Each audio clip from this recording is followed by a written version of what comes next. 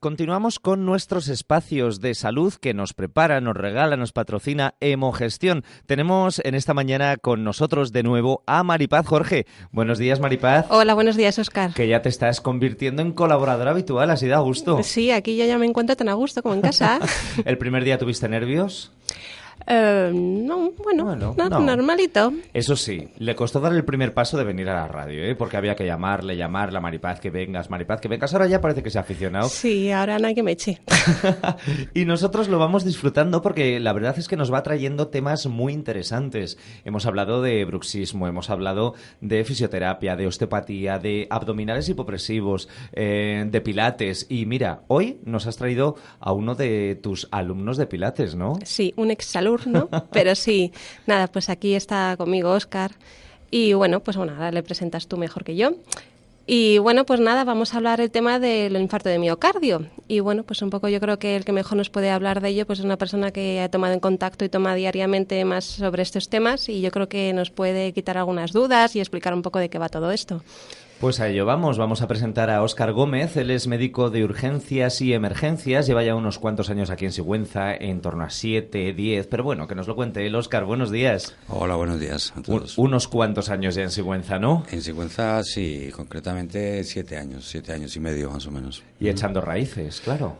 Todas, ya ves, claro que sí. Oye, no tiene que ser nada fácil pues el ser médico de una UBI, ¿no? El ser médico de urgencias y emergencias, porque bueno, pues habrá días que a lo mejor no haces nada, pero otros días que te encuentras con sorpresas no siempre agradables, claro. Sí, evidentemente. Los días que nosotros siempre pensamos que para todo el mundo nos convendría que nosotros no trabajáramos, ¿no? Como otros cuerpos de tanto de protección ciudadana como de emergencias, ¿no? Tipo bomberos, policía y demás. Pero desgraciadamente tiene que ser así. Evidentemente cada día es diferente. Hay días muy tranquilos, hay días que de buenas a primeras te encuentras una sorpresa y una sorpresa grande. Yo soy de los que pienso que llevo muchos años en esto, pero todavía llevo ropa para cambiarme. Valga el ejemplo, porque en un momento dado no sabes a lo que te encuentras, ¿no? Bueno, ahí tenemos ese tema y nos vamos a acercar a un tema también desagradable, pero que conviene que nosotros vayamos conociendo, ¿no? Hablamos del infarto de miocardio, como nos ha dicho Maripaz, porque nos contaba fuera de micrófono que también existe una fisioterapia cardíaca y por eso ella, como fisioterapeuta, nos propone este tema. Maripaz, luego nos lo cuenta, si te parece. Luego. Porque vamos a ir pasito a pasito. ¿Qué es el infarto de miocardio, Óscar? Muy bien, pues el infarto de miocardio en sí es una patología que se engloba dentro de un síndrome, digamos que se llama el síndrome coronario agudo. Esto lo que viene a significar es que en un momento determinado hay un desequilibrio entre la demanda de oxígeno por parte del corazón y el oxígeno que hay, bien sea por un esfuerzo, por una obstrucción aguda o crónica o mantenida en el tiempo. El síndrome coronario agudo como tal, entonces, es déficit de oxígeno, déficit de riego en las células miocárdicas. Son células del músculo, que es el miocardio, que es un músculo, pero que está permanentemente pues trabajando. Su función de bomba es mandar sangre a los pulmones y a la circulación general, ¿no? Mandar oxígeno y nutrientes. Cuando existe un déficit en ese aporte de oxígeno, se inicia lo que es un síndrome coronario, es decir, puede ser un infarto agudo como tal, que en los procedimientos de diagnóstico y tratamiento actuales, incluidos el Corecán, que es el de Castilla-La Mancha, pues es el infarto agudo de miocardio. Vale. Concretamente, con unas características tanto clínicas, fisiológicas, pero sobre todo electrocardiográficas. Es decir, en la prueba del electrocardiograma, que mucha gente habrá oído hablar de él, claro, pues hay unas alteraciones específicas. Y existen otros eventos patológicos que se engloban dentro del síndrome coronario agudo, como pueden ser el infarto sin elevación del ST, es decir, sin esas alteraciones electrocardiográficas, o la angina inestable. Todos se engloban dentro del síndrome coronario agudo. Luego se diferencia, pues, si es con elevación o no. Ya. ¿Qué es lo que produce esa falta de oxígeno? ¿Qué lo produce? Normalmente existen factores. La falta de oxígeno es un desequilibrio en esa demanda, como he dicho antes. La demanda de oxígeno por parte del músculo cardíaco, de la célula cardíaca, y lo que se está aportando. ¿El por qué se llega a esa situación? puede ser por múltiples factores. Incidimos sobre todo en los factores de riesgo, es decir, factores que predisponen, algunos son modificables y otros no, a que en un momento determinado se produzca esa situación. Los factores de riesgo que siempre consideramos que es actuar sobre ellos sería el mejor tratamiento, tener controlados esos factores de riesgo, pero no siempre se consigue. Sería uno de los mejores tratamientos para la cardiopatía isquémica. Esos factores de riesgo, como te he dicho antes, son modificables o no modificables. Dentro de, digamos, los modificables que pueden ser son pues patologías previas como la hipertensión, la diabetes, el tabaquismo, la obesidad, sedentarismo, algunos que se han ido añadiendo por el tipo de vida que llevamos o que conocemos, como son el estrés y la ansiedad y el abuso de sustancias de abuso, drogas y demás. Estos, digamos, serían factores de riesgo que pueden predisponer a eso, pero que serían o pueden ser modificables o alterables. Existen otros que no son modificables, como son el sexo y la edad. Hasta hace unos años, o todavía mantiene una prevalencia mayor en hombres que en mujeres, pero en mujeres se ha habido que también ha ido aumentando. Y en la edad, pues cada vez también patologías de síndrome coronario agudo o de cardiopatía isquémica en personas más jóvenes también. Ya, porque normalmente los infartos, como les solemos conocer y los solemos identificar, se producen en gente mayor, pero sí que de vez en cuando nos sorprende una persona joven que, ha tenido un infarto, incluso puede ser haciendo deporte o durmiendo o tal, y bueno.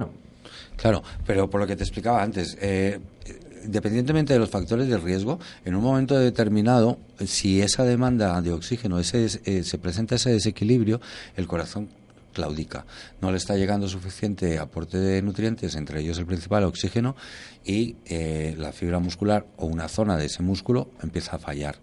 Bien sea porque está sobrecargando tu corazón. El deporte es bueno, evidentemente, pero hay que hacerlo con prudencia. Yeah. El esfuerzo físico es bueno, el sedentarismo no es aconsejable, pero siempre hay que ser prudentes y sobre todo escuchar nuestro cuerpo, ¿no? Nuestro cuerpo es el que mejor nos puede avisar en un momento dado de lo que puede pasar. Bueno, vamos a ver cómo podemos identificar un infarto, o sea, cómo podemos identificarlo nosotros, que nos esté ocurriendo a nosotros, o a lo mejor alguna persona que tengamos al lado, ¿no? Que digamos, ¿qué está ocurriendo aquí? Pues y podamos identificar, le está dando un infarto.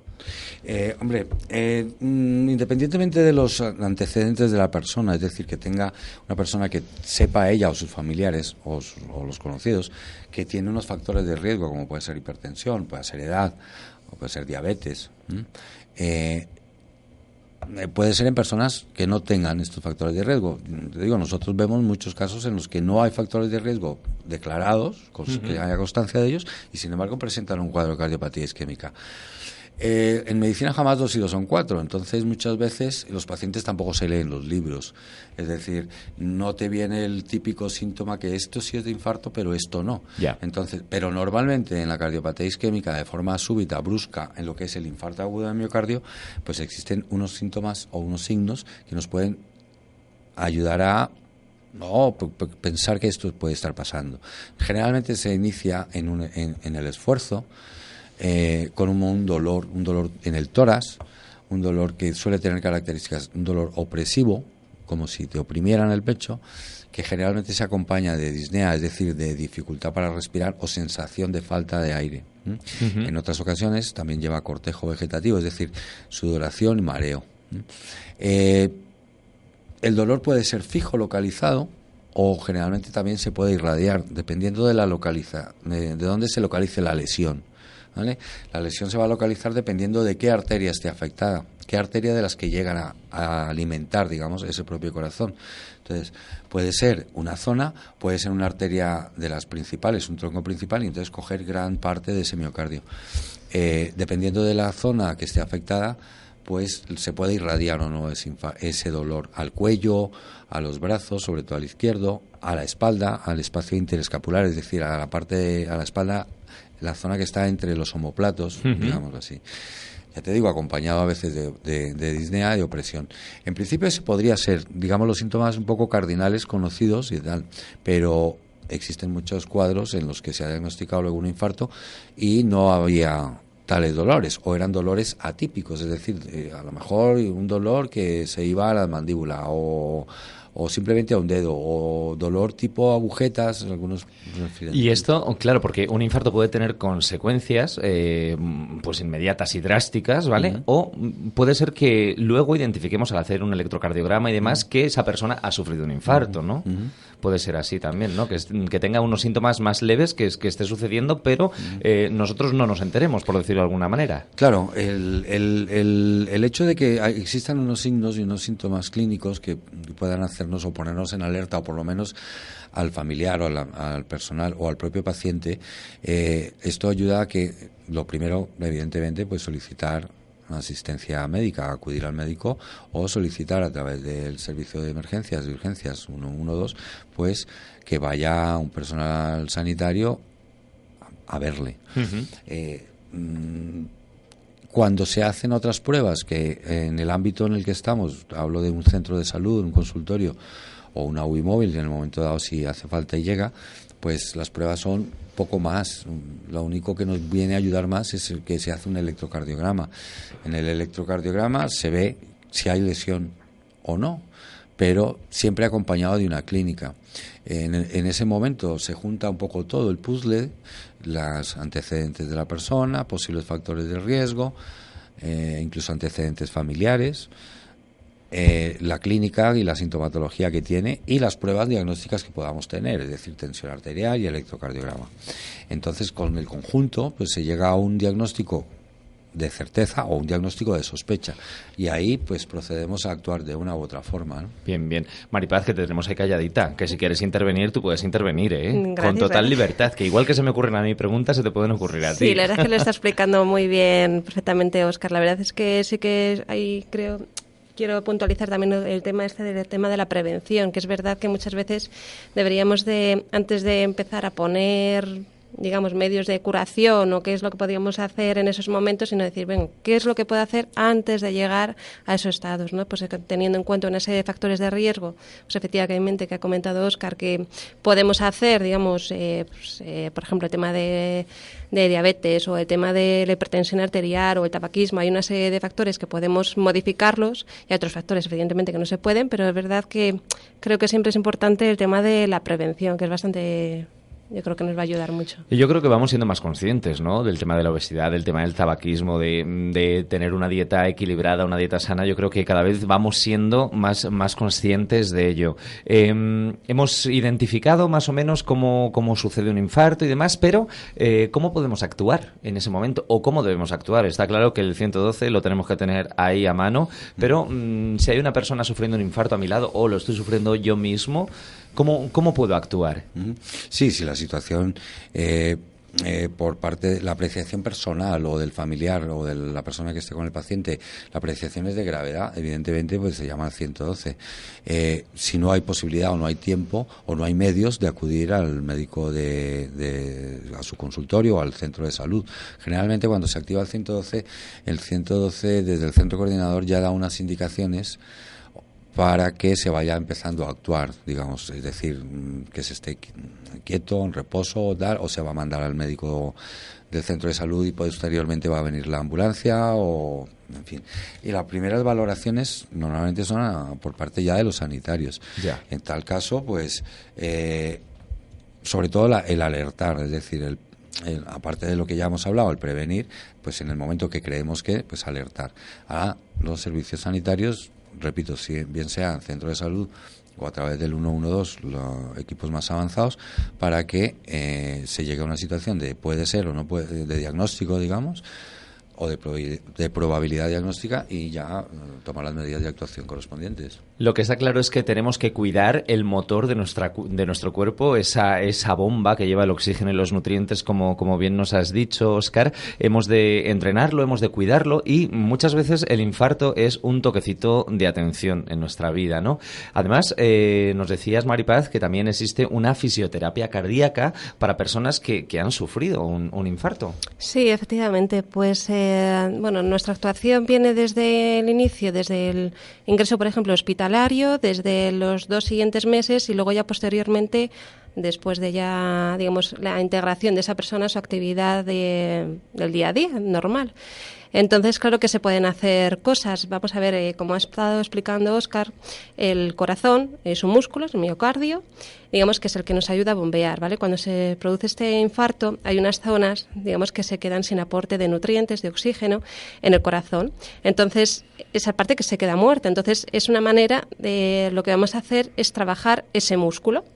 Entonces, para ello lo que vamos a hacer pues es una serie de ejercicios totalmente siempre programados. Además, yo creo que es un trabajo también multidisciplinar, o sea, teniendo en cuenta el médico de cabecera, el cardiólogo, pues en el caso del fisioterapeuta o terapeuta ocupacional. Digamos, con ayuda de todos estos, lo que vamos a hacer también es hacer un programa de actuación. Entonces, bueno, pues lo primero, pues hay que tener en cuenta pues las características de ese paciente, ¿vale? Pues hay que tener en cuenta el tema de la edad, el tema si es hombre o mujer, si, bueno, pues si tienen una serie de características, por lo que comentábamos, si es hipertenso, si es diabético, si tiene colesterol, o si, bueno, pues una serie de características, y a raíz de ahí, pues establecer un programa de actuación. Entonces, vamos a tener en cuenta si más o menos, por ejemplo, las personas, por norma general, ¿vale? ¿Cómo solemos trabajar? Las personas solemos tener unas pulsaciones entre unos 60, 100 pulsaciones por minuto. Nuestro trabajo lo que va a ser trabajar sobre esa persona de manera que como máximo lleguemos a 130, 150 pulsaciones, ¿vale? Hay una regla así que se suele utilizar, que son 220 menos la edad de la persona, ¿vale? Que es, bueno, se suele utilizar eso, que bueno, habría que tener en cuenta lo que digo, las variables de, pues bueno, de los antecedentes y de cómo se encontraba, si es hipertenso, si no, y todas estas historias que he comentado anteriormente. Entonces es establecer una serie de ejercicios, de manera que lo que vamos a hacer es progresivamente ir entrenando otra vez ese corazón, siempre pues bueno, controlando el tema de las pulsaciones, teniendo en cuenta también pues bueno, una serie de contraindicaciones. Que en este caso, por ejemplo, personas que tengan anginas de pecho inestables o personas con una hipertensión arterial muy elevada o personas que tienen fiebre o que tienen algún tipo de enfermedad inflamatoria como pericarditis o tromboflebitis o personas que tengan un tipo de diabetes incontrolada, pues también, digamos, serían como unas contraindicaciones para no dentro de la fisioterapia para tener especialmente más cuidado, ¿vale? Y bueno, luego tipos de ejercicios que se podrían hacer suelen ser pues temas de caminar, tema de la bicicleta, ejercicios de remo, siempre lo que digo, esto siempre controlado, ¿vale? Normalmente el ejercicio vamos a empezar desde los 15 hasta los 40 minutos, ¿vale? Progresivamente, ¿vale? Es un programa, digamos, que empezaríamos entre 3-5 días de entrenamiento a la semana. Lo que digo, con una duración entre 15 y 40 minutos. Y, digamos, todo este proceso suele ser entre 8 y 12 semanas. Digamos, es el protocolo que se suele utilizar, es ese. Y progresivamente, pues lo que digo, empezamos con una serie de ejercicios, se va controlando el tema de las pulsaciones, es volver a entrenar ese músculo. Vale, pues volver a entrenar. ¿Y esto, tenemos esa oferta o ese entrenador personal para nuestro corazón en Hemogestión también, por ejemplo? Sí, por supuesto. Siempre es cierto que es una de las cosas que hay que tener bastante cuidado, ¿vale? En el sentido que, pues bueno, que hay que tener un historial bien realizado, pues bueno, pues para no llevarnos ningún susto, ¿vale? De todas formas, es un tipo de trabajo muy específico que la verdad que yo creo que también se desconoce mucho, porque yo creo que muchas veces eso, vas al médico, te dicen, bueno, pues cuídese, camine, tal, no sé qué. Bueno, pues que también se puede hacer, sobre todo para que esta persona tenga una integración también a su actividad o su vida rutinaria anterior al infarto. O sea, me refiero que a lo mejor una persona que antes hacía ejercicio, que yo qué sé, o su tipo de trabajo era hacer esfuerzos físicos y claro, ahora se ve que no puede hacerlo. Bueno, pues es que realmente se puede hacer un entrenamiento para poder volver a ello, ¿no? Y también lo que digo, también existe a nivel emocional, efectivamente, te ves que me da un infarto, no voy a poder hacer mi vida normal. Bueno, pues bueno, habrá determinadas cosas que sí que habrá que tener cuidado y mucho control, por supuesto, pero que es como un tipo de entrenamiento para que esa persona vuelva a su vida normal. Qué bien, pues nos hacemos conscientes de lo que supone un infarto, de lo que podemos hacer, de lo que lo puede causar, de cómo podemos reaccionar en el caso de que nos ocurra o le ocurra a alguna persona cercana, sobre todo pues eso, cuidarnos a nivel físico y a nivel interior también, ¿no? Porque también se apuntaban esas causas, ese estrés que últimamente vivimos muy acelerados todos y tenemos que aprender a acercarnos a nuestro cuerpo y a nuestro interior para evitar este tipo de sustos que suelen ocurrir. Óscar Gómez, que bien nos lo has explicado todo. Muchas gracias, espero que sí, que sirva de algo. Si quieres puedes venir más veces, ¿eh? Vale, a pues mí vale. me ha quedado clarito y yo soy duro de pelar, ¿eh? Vale, encantado. Simplemente una puntualización, ¿no? En esta Sí. es muy rápida y sin ánimo de asustar ni mucho menos, pero que tengamos en cuenta que esta es una patología que es la primera causa de muerte no traumática en los adultos. Es decir, estamos hablando de una patología muy importante, que existen puntos y cada vez más de apoyo y de ayuda, como en este caso la nueva fisioterapia cardíaca, que la verdad es que tenía poco conocimiento de ella, pero existen un médico de primaria, un médico de cabecera, el médico que te va a guiar, que te va a dar pautas y te va llevar un control. Existen otros sanitarios que actúan o actuarían en el caso de extrema urgencia o de urgencia, y que luego hay un procedimiento que está muy claro en los servicios sanitarios, que está muy encauzado, en el cual se pueda llevar, y muchos de esos casos se pueden llevar a buen término, digamos, ¿no? O sea, Pues no dar solamente sustos, ¿no? Sino también pueden salir bien las cosas. claro que sí, claro que sí. Maripaz, gracias por traernos este tipo de invitados A que vosotros. nos ilustran tanto y bueno, a mí se me ha hecho muy ameno esto. Llevamos un ratito ya hablando, ¿eh? Así que muchísimas gracias, Maripaz. A ti, muchas gracias, Óscar. Hasta luego. Hasta luego.